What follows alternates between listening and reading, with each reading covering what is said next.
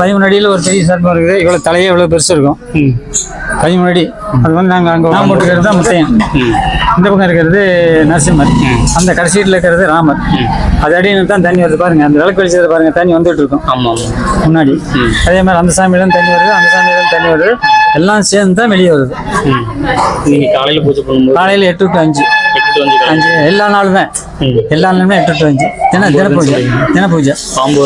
சர்ப்பம் இருக்குது. 13 அடியில் ஒரு பெரிய சர்ப்பம் இருக்குது. இவ்வளோ தலையே இவ்வளோ பெருசு இருக்கும். 13 அடி. அது வந்து நாங்கள் அங்கே உட்காந்து பூஜை பண்ணும்போது அது பார்த்துட்டு தான் இருக்கோம். ஆனால் பூஜை பண்ணாலும் போகாது. 5 தலையா என்னன்னு தெரியும். தலை வந்து ஒரு சட்டியாட்டம் இருக்கும். நான் அதெல்லாம் 5 தலையெல்லாம் பார்த்த மாதிரி சொல்லலை, நான் தெரியாது. ஆனால் படம் எடுத்தால் தானே தெரியும். படம் எடுக்கல. ஆனால் தலை வந்து இவ்வளோ பெருசு இருக்கும். அது எப்படி 13 அடி இருக்குன்னு சொன்னாக்கா ஒரு தடவை சட்டை விட்டுது. அந்த இடத்துல சட்டை விட்டுது. அங்கே போய் அளந்து பார்த்தா 12.75 அடி இருந்தது. அது அப்புறம் அது அப்படியே இருக்குது, உள்ளே இருக்குது. ஒரு நாளைக்கு வரும், ஒரு நாளைக்கு தான். எப்போவுமே டெய்லி வரும்னு சொல்ல முடியாது. ஏதோ ஒரு நாளைக்கு வரும். மற்ற சின்னது ஒரு 4 அடி 5 அடியில் அது ஒரு 4-5 இருக்குது. அது எப்பவுமே டெய்லி குறுக்க மறுக்க போவோம்.